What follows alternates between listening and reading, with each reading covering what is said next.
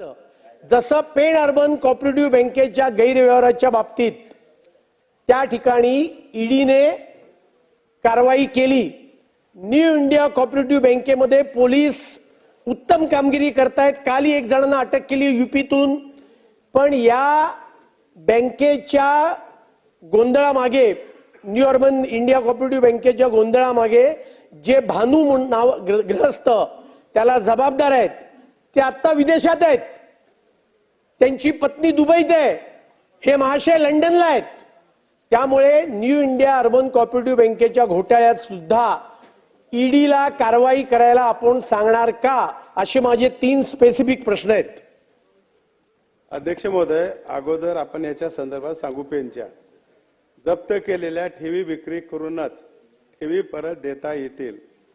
मालमत्ता विक्री करण्याबाबत प्रक्रिया एमपीआयडी कोर्टात सुरू आहे, त्यामुळे एमपीआयडी कोर्टाच्या निर्णयानंतर प्रक्रिया करता येईल। हे त्यांचं झालं। त्याच्याशिवाय करताच येणार नाही आपल्याला वकील साहेब। नाही आपला नाही जायची गरज नाही। ठीक आहे।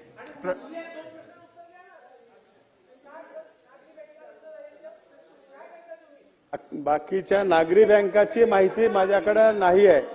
त्या पेन बँकेचे मला प्रश्न विचारला होता, त्या संदर्भात दिलाय। ठीक आहे। हा खूप किचकट प्रश्न झालेला आहे अध्यक्ष महाराज। नाही, एक मिनिट भातकळकर साहेब, एक मिनिट। प्रश्न चालू आहे पेण अर्बन कोऑपरेटिव्ह बँकेचा। तुम्ही कुठच्या तरी वेगळ्या संस्थेविषयी विचारत आहात, त्यांनी सकारात्मक उत्तर दिलंय। या संदर्भातली माहिती घेऊन पटलावर ठेवीन, स्कोपच्या बाहेर आहे। चला, प्रश्न क्रमांक 4 4823 मध्ये वितरित केल्याप्रमाणे। अध्यक्ष महोदय, हा कोकण पट्ट्यात आणि विदर्भात भात उत्पादक शेतकरी मोठ्या प्रमाणात असून हे शेतकरी आपल्या शेतामध्ये मोठ्या प्रमाणात भाताचे उत्पादन घेऊन पिकवलेले भात नाफेड किंवा आदिवासी विकास महामंडळाच्या मार्फत खरेदी विक्री केली जाते। अध्यक्ष महोदय, या धान पिकाची विक्री करून शेतकरी आपल्या कुटुंबाचा उदरनिर्वाह चालवतो। अध्यक्ष महोदय, नाफेड किंवा आदिवासी विकास मंडळातर्फे खरेदी विक्री केलेल्या भाताला क्विंटल मागे 500 रुपये बोनस देण्यात येतो। पण अध्यक्ष महोदय, ठाणे जिल्ह्यामध्ये मुरबाड तालुका हा आदिवासी दुर्गम असल्याने 2020-21 मध्ये या भागातील शेतकऱ्यांच्या ऑनलाईन नोंदणीला अडथळे निर्माण झाल्याने 500 शेतकऱ्यांना त्यांचे बोनसचे पैसे मिळाले नाहीत। अध्यक्ष महोदय, याबाबत तेथील भात उत्पादक शेतकरी आणि बाकी सर्व शासनाकडे याबाबत पाठपुरावा करत होते। अध्यक्ष महोदय, माझे 3 स्पेसिफिक प्रश्न आहेत अध्यक्ष महोदय, की मुरबाड तालुक्यातील या 500 शेतकऱ्यांना बोनसचे पैसे देण्याबद्दल वित्त विभागाने ई फाईल क्रमांक 869968 अन्वये मंजुरी दिल्याचे खरे आहे का? अध्यक्ष महोदय, दुसरा माझा प्रश्न आहे की मुरबाड सारख्या आदिवासी दुर्गम भागातील शेतकऱ्यांचे 2020-21 पासून रखडलेले बोनसचे पैसे कधीपर्यंत देण्यात येणार आहेत, त्याचा निश्चित कालावधी देखील सांगावा। अध्यक्ष महोदय, असे माझे हे 2 स्पेसिफिक प्रश्न आहेत। अध्यक्ष महोदय, सदर 500 शेतकऱ्यांना प्रति क्विंटल 700 रुपये देणं प्रलंबित आहे, ही बाब खरी आहे। त्याची कारण थोडक्यात फक्त सांगतो। 31 मार्च पर्यंत यांनी रजिस्ट्रेशन करणं आणि प्रक्रिया पूर्ण करणं आवश्यक होतं, परंतु त्यावेळेला यांचं रजिस्ट्रेशन त्या मुदतीमध्ये होऊ न शकल्यामुळे त्यांना आपण त्यावेळेस मुदतवाढ दिली होती। जवळपास 3263 शेतकऱ्यांचे आपण नोंदणी वेळेत झालो तेव्हा त्यांना सगळ्यांना पैसे मिळालेले आहेत। उर्वरित जे पैसे 500 शेतकऱ्यांचे जे बाकी आहेत ते आपण म्हटल्याप्रमाणे वित्त विभागाची त्याला मान्यता मिळालेली आहे। सध्या जे प्रकरण आहे, जी फाईल आहे ती सीएमओ ला आहे, कॅबिनेटच्या मंजुरीच्या प्रतीक्षेमध्ये आहे। लवकरच त्याला कॅबिनेटची मंजुरी देऊन 79 लाखांचा निधी हा वर्ग करण्यात येईल। प्रश्न क्रमांक 5 अध्यक्ष महोदय, प्रश्न क्रमांक 2193 वितरित केल्याप्रमाणे। अध्यक्ष महोदय, पटसंख्या कमी असलेल्या शाळा बंद करायचा निर्णय घेतलेला नाही, खूप चांगले आहे। परंतु जिथं पटसंख्या कमी आहे त्या ठिकाणी शिक्षकच नाहीत, त्याच्यामुळे शाळा कागदावरती जरी बंद नसल्या तर प्रत्यक्षात मात्र बंद आहेत। ह्याच्यावरती जरा शासनाने योग्य तो निर्णय घेतला पाहिजे। याचबरोबर मी ज्या भागातून येतो तो सीमावर्ती भाग आहे अध्यक्ष महोदय। कर्नाटक आणि महाराष्ट्राच्या सरहद्दीवरती दक्षिण तालुका आहे. त्याच्यामुळं मराठी भाषा मातृभाषा त्यांची कन्नड आहे आणि म्हणजे शाळेतली भाषा मराठी आहे. त्याच्यामुळे कन्नड भाषा घरी मातृभाषा कन्नड आहे आणि ह्या मुलांना थोडंसं विशेष सवलत म्हणून कन्नड भाषा येणारे शिक्षक जर त्या परिसरात दिले तर त्याला थोडंसं मातृभाषा आणि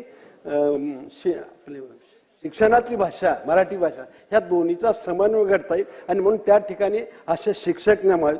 दुसरा जो प्रश्न गेला होता दत्तक योजना. अध्यक्ष महोदय, या ठिकाणी अनेक वर्षापासून मी आता 10 वर्षापासून पाहतोय अनेक शाळा पणाला झालेल्या आहेत, म्हणजे स्ट्रक्चर ऑडिट झालेलं आहे, वापरण्या योग्य नाहीत असं सूचना दिलेल्या आहेत, तरी सुद्धा त्याच ठिकाणी शाळा भरतायत. मी शासनाला विचारू इच्छितो की या दत्तक योजनेमधून या सीमावर्ती भागामध्ये जे साखर कारखाने आहेत, जे सिमेंटचे कारखाने आहेत, भारत सरकार अंगीकृत कारखानदार आहेत, या सर्वांची एकत्रित बैठक घेऊन सीमावर्ती भागाची या सीमावर्ती भागाच्या म्हणजे दक्षिण तालुक्यातल्या शाळा ह्यांना दत्तक देऊन ह्या शाळा वापरण्यायोग्य कराव्यात आणि नवीन युगाले डिजिटल शाळा या दक्षिण तालुक्यातल्या ह्या सगळ्यांना दत्तक योजनेतून घेणार का, हा दुसरा प्रश्न. तिसरा प्रश्न आहे सोलापूर महापालिकेची हद्दवाढ होऊन 32 वर्ष झाली. अध्यक्ष महोदय, ह्या हद्दवाढीतल्या शाळा जिल्हा महापालिकेमध्ये वर्ग झाल्या, परंतु ह्या महापालिकेमध्ये वर्ग झाल्या असताना त्या शाळेची दुरुस्ती महापालिका म्हणते आमच्याकडं नाही, आम्ही त्या दुरुस्ती करू शकत नाही. जिल्हा परिषद म्हणते ह्या शाळा महापालिकेत गेलेल्या आहेत, त्याच्यामुळे त्या शाळेची दुरुस्ती जिल्हा परिषद करत नाही. माझी मंत्री महोदयाला विनंती आहे, या हद्दवाढ भागातल्या शाळा महापालिकेच्या ताब्यात वर्ग करणार का?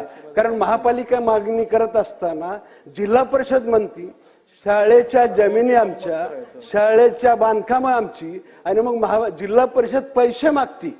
जिल्हा परिषद पैसे न मागता मला असं वाटतं आहे त्या व्यवस्थेवर ती शिक्षण व्यवस्था चांगली व्हावी, शाळा दुरुस्त चांगल्या महापालिकेला करता यावा, यासाठी जिल्हा परिषदेच्या शाळा सोलापूर महानगरपालिकेच्या ज्या हद्दीत आहेत त्या शाळा महापालिकेला किती दिवसात वर्ग करणार? अध्यक्ष महोदय, सन्माननीय सुभाष बापू देशमुख यांनी जो विषय उपस्थित केला की काही समूह शाळा योजना जरी नाही आणली, आपण शाळा बंद नाही पाडल्या, तरी आपलं म्हणणं आहे की काही शाळांमध्ये त्या ठिकाणी शिक्षकच नाही, त्याच्यामुळे त्या ऑन रेकॉर्ड बंद आहेत. माझी आपणास विनंती आहे की अशा पद्धतीची कुठली शाळा नाही आहे. जर का आपल्या निदर्शनात अशा काही शाळा आल्या तर आमच्या निदर्शनास त्या आणून दाखवा, आपण निश्चितपणे त्या ठिकाणी शिक्षकांची नियुक्ती करू. आपण दुसरा प्रश्न उपस्थित केला की सीमावर्ती भागामध्ये काही ठिकाणी मातृभाषा म्हणून कन्नड भाषा ज्यांना थोडी समजते अशा पद्धतीचे शिक्षक त्या ठिकाणी नेमण्यात यावे, जेणेकरून मराठी भाषा आणि कन्नड भाषा यांच्या समन्वयाने त्या भागातील विद्यार्थ्यांना शिक्षण देता येईल. निश्चितपणे याच्यावरही सकारात्मकपणे त्या ठिकाणी विचार करण्यात येईल. तिसरा विषय आपला म्हणणं आहे की दत्तक शाळा योजनेच्या माध्यमातून सीमावर्ती भागातल्या ज्या शाळांची दुरावस्था त्या ठिकाणी झालेली आहे, तर त्या ठिकाणच्या सिमेंटच्या फॅक्टऱ्या किंवा इतर साखर कारखाने यांच्या माध्यमातून त्या शाळा दुरुस्त करण्यात येईल का? तर निश्चित पद्धतीने त्यांच्यासोबत बैठक घेऊन त्यांची काही मदत करा. आपण दत्तक शाळा योजनाच त्याच्याकरता सुरू करण्यात आली होती की जे वेगवेगळे मोठे दानशूर व्यक्तिमत्व समाजातले, गावातले, त्याच पद्धतीने काही कॉर्पोरेट ऑफिस यांच्या माध्यमातून ग्रामीण भागातल्या शाळांचा दर्जा सुधारला पाहिजे. तर यांची मदत घेऊन या ग्रामीण भागातली शाळा चांगली परिस्थिती आणण्याकरता आपण हा शासन निर्णय घेतलाय. त्या संदर्भातही बैठक घेण्यात येईल. परंतु मी आपणास सांगतो की जिल्हा नियोजन समितीमध्ये देखील याच्याकरता भरपूर मोठ्या प्रमाणात निधी असतो, त्याचा वापर देखील त्या निधीचा त्या ठिकाणी झाला पाहिजे, याचा प्रयत्न लोकप्रतिनिधीच्या मार्फत देखील व्हावा. तिसरा आपलं म्हणणं आहे की अतिशय महत्वाचा मुद्दा आपण मांडला की सोलापूर शहराची हद्दवाढ झाल्यामुळे महानगरपालिकेची हद्दवाढ त्या ठिकाणी झाली आणि अजून देखील जिल्हा परिषदच्या शाळांचा स्वीकार त्या ठिकाणी झालेला नाही. या संदर्भात सुभाष बापू लवकरात लवकर आपण जिल्हा परिषदचे मुख्य कार्यपालन अधिकारी, सोलापूर महानगरपालिकेचे आयुक्त आणि जिल्हाधिकारी यांची बैठक घेऊन हा महत्वाचा गंभीर प्रश्न तात्काळ सोडवू. रोहित पवार.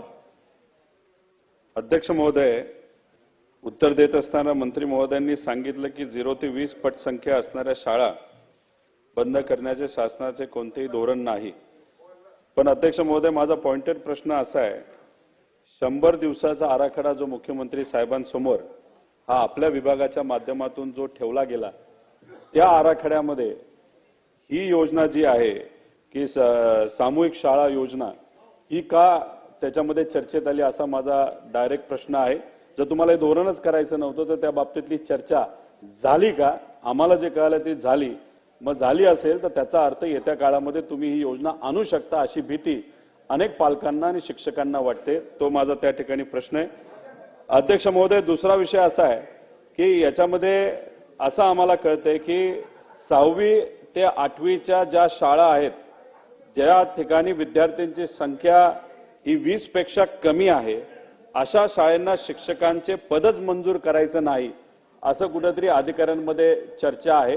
त्याच्याचबरोबर जे कॉन्ट्रॅक्टवर शिक्षक तुम्ही घेतलेले आहेत, ज्याचा विरोध आम्ही सर्वजण त्या ठिकाणी करतो, ते कॉन्ट्रॅक्टचे जे सर्व शिक्षक आहेत ते अशा शाळांमध्ये टाकलेले आहेत की जिथं उद्या जाऊन कदाचित चांगलं शिक्षण न दिल्यामुळे मुलं राहिलीच नाही पाहिजे असं काहीतरी छुप धोरण सरकारचं चालू आहे असं चर्चा आहे. त्यामुळे पहिला प्रश्न की त्या बैठकीत ती चर्चा झाली होती का?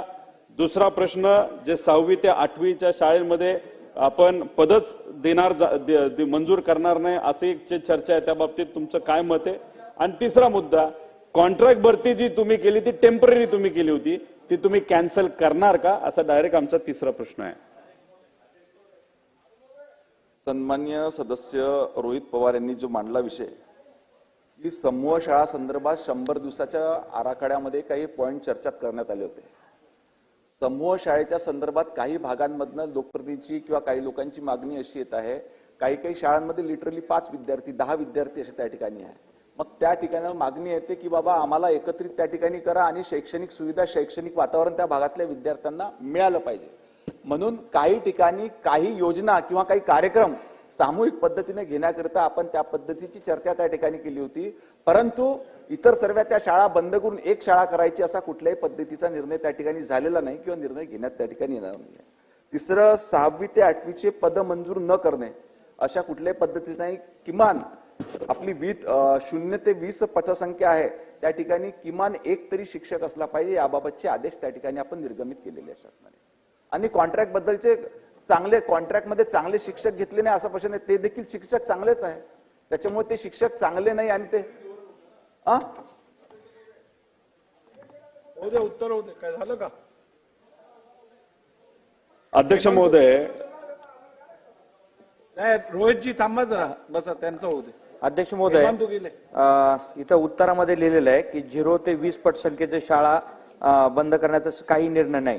आणि मंत्री महोदयांनी आता सांगताना सांगितलं की लोकांची मागणी आहे, तर अशी कुठलीही लोकांची मागणी नाही. मी सांगतो, एक पेडगाव म्हणून गाव आहे श्रीगोंदा तालुक्यामध्ये, अहिल्यानगर जिल्ह्यामध्ये, ते म्हणजे उदाहरणाचे सांगतो, कुठलीही मागणी नसताना त्या शाळेतली मुलं मोठ्या शाळेमध्ये टाकायला सांगून ती शाळा बंद केलेली आहे.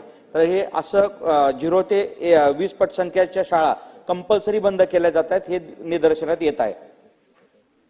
अशा पद्धतीची कुठलीही शाळा बंद करण्यात आलेली नाही असं कुठलंही धोरण शासनाचं नाही आहे. एक मिनिट, आपण दिलेली माहिती आम्ही सत्यग्राहीत धरतो. आपण मागणी करा, आपण निदर्शनात आणून द्या, आपण ती शाळा जर का चालू ठेव निश्चित चालू ठेवू.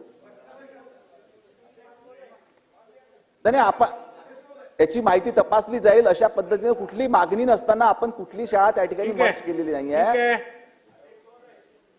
वळसे पाटील साहेब बोला. अध्यक्ष महोदय, गव्हर्नमेंट ऑफ इंडियाने ज्या वेळेला राईट टू एज्युकेशन हा कायदा पास केला त्यावेळेला या देशातल्या प्रत्येक विद्यार्थ्याला शिक्षण मिळालं पाहिजे ही जबाबदारी शासनानं घेतलेली आहे.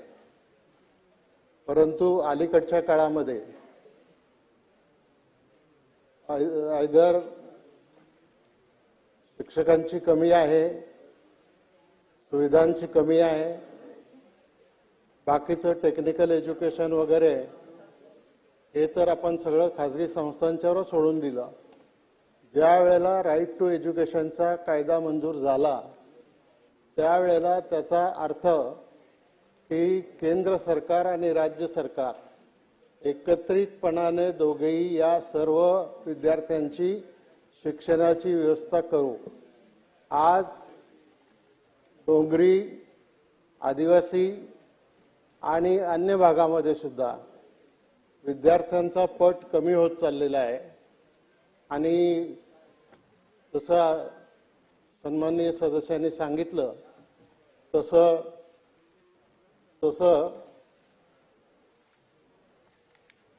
शाळा चांगले शिक्षक नसणे याच्यामुळं बंद होत आहेत.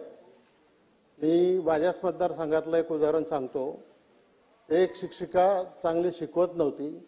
ग्रामस्थांनी शाळेला टाळं लावलं आणि एक भाड्याची बस केली आणि शेजारच्या गावामध्ये मुलं घेऊन जायला लागली. तर ही परिस्थिती आहे. मला असं वाटतं की याच्यामध्ये राज्य शासनानं एक धोरण ठरवून धोरणात्मक निर्णय घेतला पाहिजे आणि त्याच्यासाठी आपण पुढाकार घ्यावा अशा प्रकारची मी विनंती करतो आणि या प्रश्नाच्या निमित्तानं शासनाची भूमिका काय आहे ते विचारतो. अध्यक्ष महोदय, सन्माननीय सदस्य दिलीपराव वळसे पाटील यांनी जो मुद्दा सांगितला की राईट टू एज्युकेशन ऍक्ट अंतर्गत प्रत्येक विद्यार्थ्याला शिक्षण देणं हे शासनाचं काम आहे.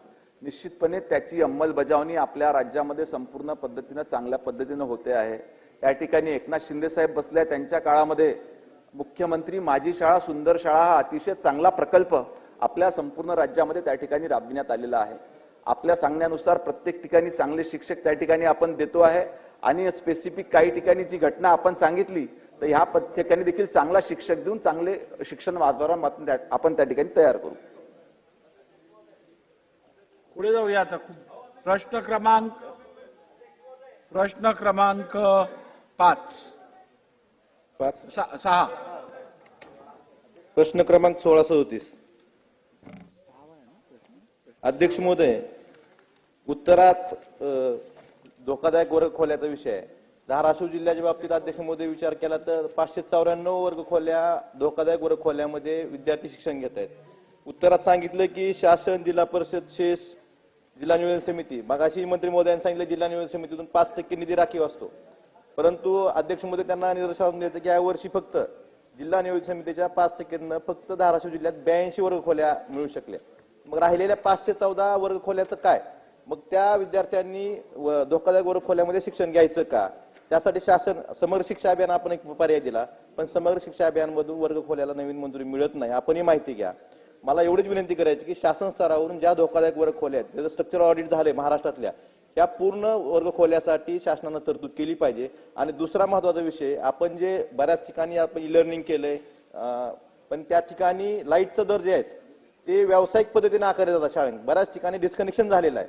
त्यासाठी सुद्धा आपण MSCBला किंवा शासनाला विनंती करणार का त्या ठिकाणी कमी दराने वीज पुरवठा आखून, आणि त्यासाठी तरतूद वीज बिल भरायला शाळेकडे कुठलीही तरतूद नसते, याची तरतूद शासन करणार का? आणि ज्या वर्ग खोल्या धोकादायक आहेत राज्यातल्या धाराशिवसह यासाठी शासन स्तरावरून निधी तरतूद होणार का?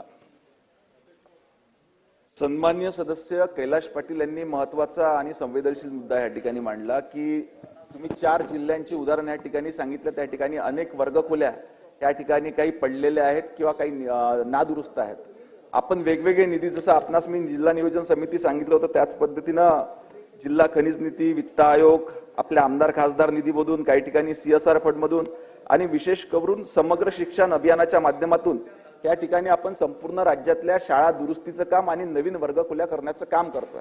त्याच्याकरिता मिळणारा निधी, आपलं बरोबर आहे की मिळणारा निधी हा अतिशय कमी आहे. येणाऱ्या काळात आपण याच्याकरिता जास्तीत जास्त निधी उपलब्ध करून देण्याचा प्रयत्न करू आणि राज्यातली शिक्षण व्यवस्था अधिक बळकट करण्याचं देखील आपण त्या ठिकाणी काम करू. दुसरं आपलं म्हणणं आहे की काही ठिकाणी वीज बिल जे आहे व्यावसायिक पद्धतीने आकारण्यात येते. या पद्धतीचा ऑलरेडी शासन निर्णय निर्गमित केलेला आहे की त्या ठिकाणी व्यावसायिक पद्धतीने आकारण्यात येऊ नये आपण, आणि त्याच्याकरिता देखील निधीची तरतूद करू जर का असेल. श्रीजया चव्हाण. अध्यक्ष महोदय, माननीय मंत्री महोदयांच्या उत्तरानुसार नांदेड जिल्ह्यात 2193 स्कूल्स आहेत. त्यापैकी 988 स्कूल्सची दुरुस्ती आवश्यकता आहे. 960 नवीन क्लासरूम्स ह्या गोष्टीसाठी आवश्यक आहे. सरकार ह्यासाठी निधी कधी उपलब्ध, कधीपर्यंत करून देणार आहे? तसंच अनेक शाळेच्या परिसरात त्या स्कूल्सच्या एरियामध्ये सांडपाण्याचा निचार होत नाही, फुटलेले पाईप्स आहेत, फुटलेले नाल्या आहेत, त्या नाल्यांसाठी सुद्धा आणि नियमित रूपाने त्या नाल्यांची साफसफाई करण्यासाठी सुद्धा सरकार काही उपाययोजना करणार आहेत का? कारण तिकडे आपल्या देशाचं भविष्य घडतं. देशाचं भविष्य जिथे चांगल्या प्रकारे त्यांनी ते स्टुडंट सुद्धा म्हटले पाहिजे की माझी शाळा सुंदर शाळा, तर सरकार ह्या गोष्टीचं त्यांच्या हेल्थच्या बाबत सुद्धा या गोष्टीचा काय विचार करणार आहे का? ह्यासाठी काय उपाययोजना सरकार करणार आहेत का? अध्यक्ष महोदय, मी मगाशी सांगितल्याप्रमाणे या ठिकाणी आदरणीय श्रीजयाताई चव्हाण यांनी जो प्रश्न उपस्थित केला की नांदेडमधल्या अनेक शाळांमध्ये त्या ठिकाणी नादुरुस्त खोल्या किंवा आजूबाजूच्या परिसरामध्ये नाले आहेत. आपण सर्व सदस्यांनी हे समजून घेतलं पाहिजे की जिल्हा परिषदेच्या शाळा दुरुस्त करण्याचं मेन हेड आपल्या जिल्हा नियोजन समितीच्या याच्यामध्ये आहे. आपण थोडं गंभीर राहून जास्तीत जास्त निधी त्याच्याकरता उपलब्ध करून दिला पाहिजे आणि त्याच्यामध्ये त्या वर्गखोल्या दुरुस्त करण्याचं काम घेतलं पाहिजे. राज्य शासनाने देखील घेतलेलं आहे. आता आजूबाजूचे नाले हे ते याची जबाबदारी किमान जिल्हा नियोजन समितीमधून करण्यात यावी. अमित देशमुख.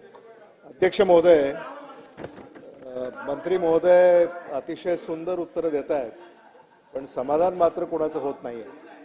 मंत्री महोदयांना माझा असा प्रश्न आहे, सांगली जिल्ह्यामध्ये उत्तरामध्ये असं म्हटलंय की 1686 शाळा आहेत आणि त्यापैकी जवळपास 595 याला किरकोळ दुरुस्ती लागणार आहे आणि 1075 या वर्ग खोल्यांना मोठ्या प्रमाणामध्ये दुरुस्ती लागणार आहे.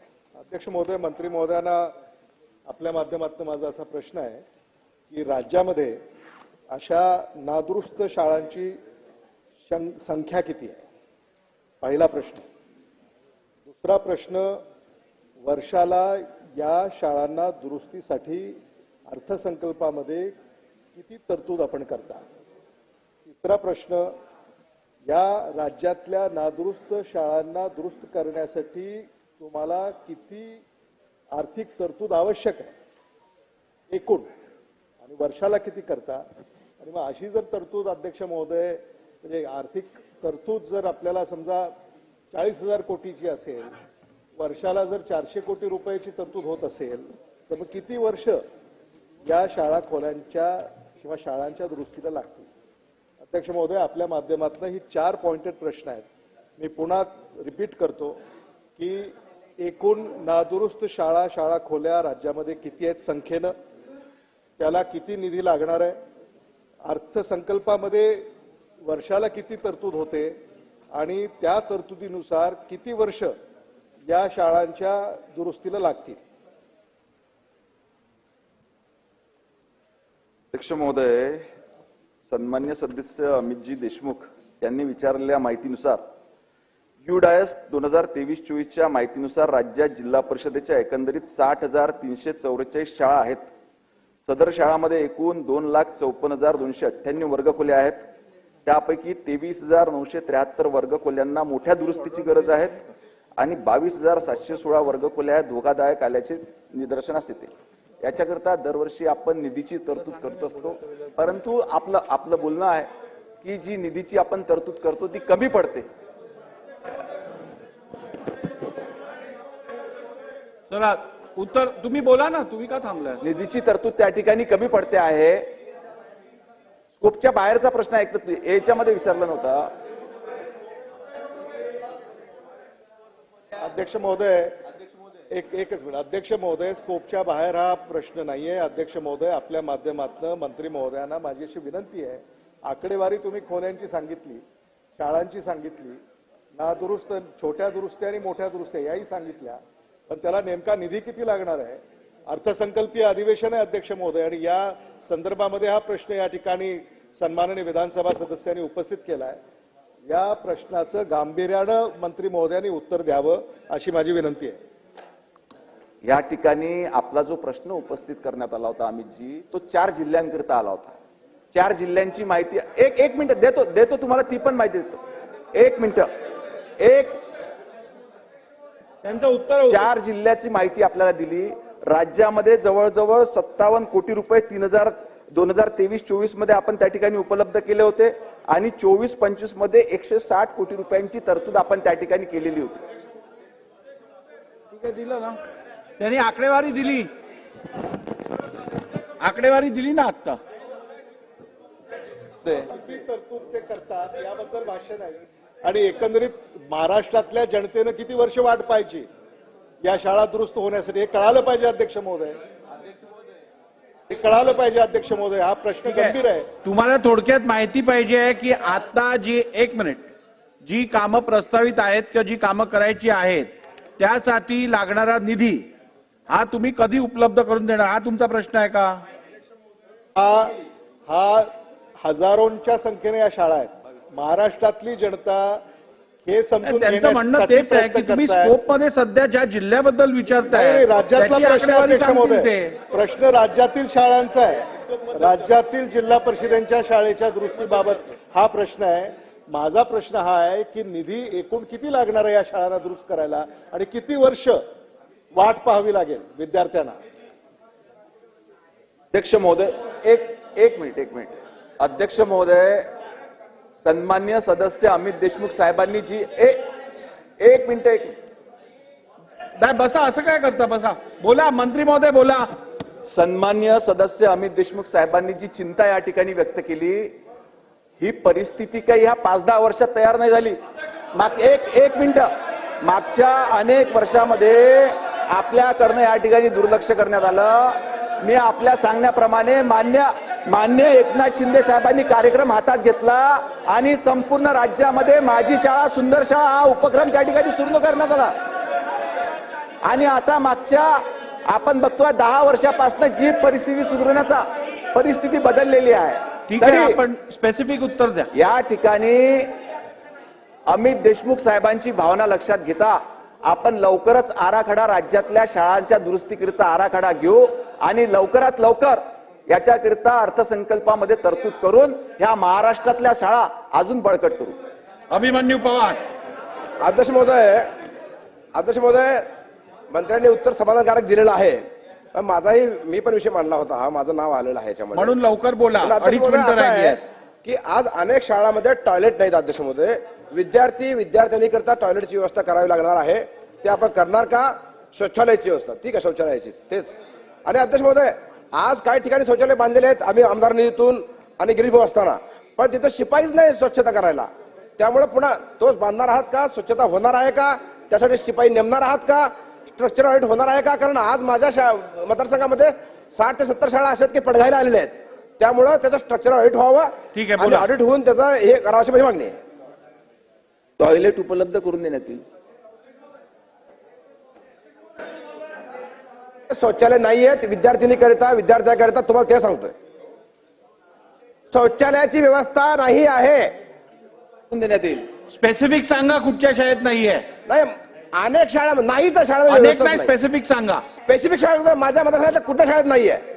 अध्यक्ष महोदय, माझ्या मतदारसंघामध्ये कुठल्या शाळेत व्यवस्था नाहीये. ज्या शाळांमध्ये मान्य सदस्य महोदय आपण माहिती द्या, ज्या शाळांमध्ये शौचालयाची व्यवस्था नसेल त्याच ठिकाणी सुविधा उपलब्ध करून देतील. प्रश्न क्रमांक 7. बसा मंत्री महोदय बसा. प्रश्न क्रमांक 7. अध्यक्ष महाराज, प्रश्न क्रमांक 7-67-12 दादर वितरित केला वडाळा या शिधा वाटप कार्यालयामध्ये ज्या काही गरीब लोकांना ही सोयी सुविधा आहे, परंतु त्या ठिकाणी जे काही धान्य देतात अतिशय निकृष्ट दर्जाचे असतात, खाण्याच्या लायक सुद्धा नसतात. परंतु मंत्री महोदयांनी उत्तर दिलं की खरे नाही. मी तुम्हाला त्यासाठी संपूर्ण वेळ संपतोय.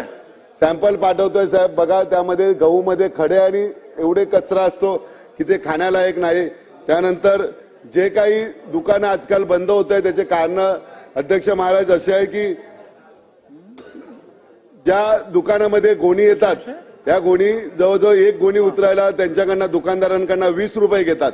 त्यानंतर जी काही त्यांचे कमिशन आहे 4-4 महिने त्यांचे कमिशन मिळत नाही. दुकानवाले सुद्धा कंटाळले आहेत की रेशन दुकान आपण चालू करणार की नाही, या संदर्भात उत्तर द्यात. आणि मी संपूर्ण सॅम्पल आणलेले आहेत, गहूचे सुद्धा तांदळाचे सुद्धा, अतिशय उत्कृष्ट दर्जाचे उत्तर द्यावं. प्रश्न उत्तराचा तास संपलेला आहे. तारांकित प्रश्नाबाबतची अधिक माहिती सभागृहाच्या पटलावर ठेवणे. माननीय सहकार मंत्री.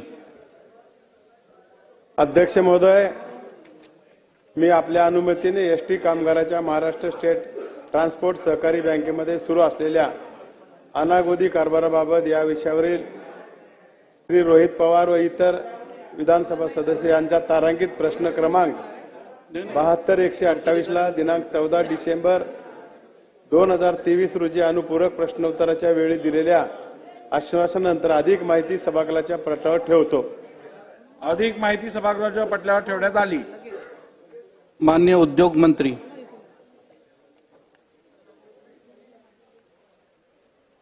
उद्योग मंत्री.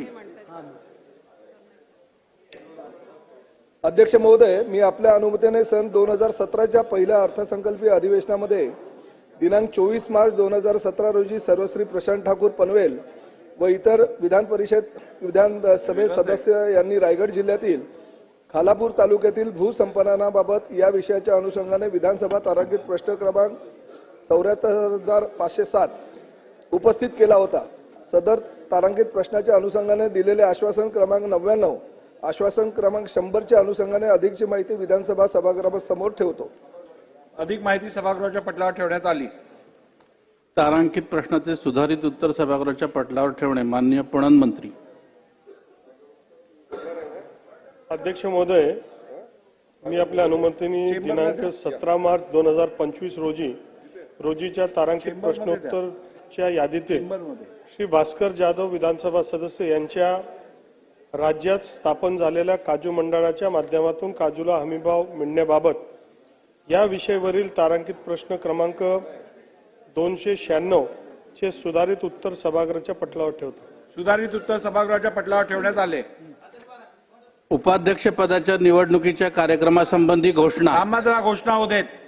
उपाध्यक्ष नको आहे का?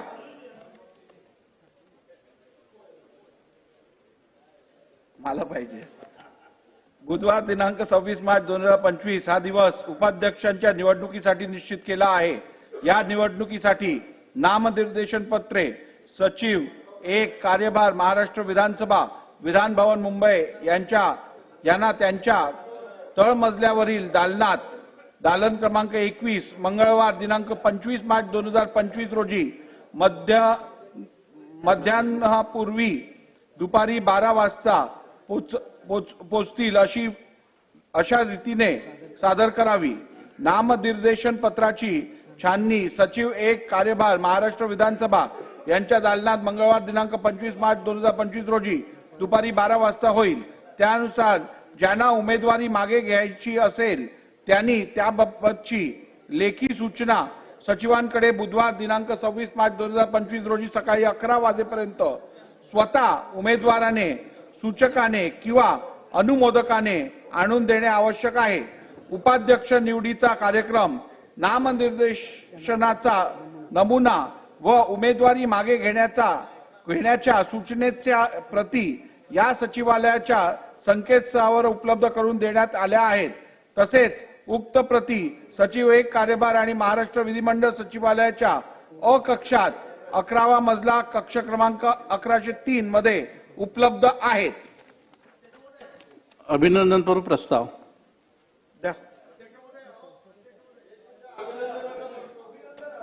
अध्यक्ष महोदय, राज्याचे उपमुख्यमंत्री आणि माजी मुख्यमंत्री श्री एकनाथरावजी शिंदे यांना वारकरी संप्रदायातील मानाचा आद्य जगद्गुरू श्री संत तुकाराम महाराज पुरस्कार प्राप्त झाल्याबद्दल हे सभागृह त्यांचे अभिनंदन करत आहे. माननीय एकनाथजी 9 फेब्रुवारी 1964 रोजी सातारा जिल्ह्यातील महाबळेश्वर तालुक्यातील अहिर नावाच्या छोट्या गावी त्यांचा जन्म झाला. उपजीविकेसाठी ठाण्यामध्ये आल्यानंतर 2दा नगरसेवक, 1दा सभागृह नेता. 86 मध्ये प्रामुख्याने महाराष्ट्र कर्नाटक सीमा या विषयामध्ये केलेल्या सत्याग्रहात 40 दिवस सुप्रीम कोर्टाने फेटाळलं. ते एकनाथजींनी पुन्हा दिलं. त्या काळातलं मराठा आंदोलन अतिशय शांत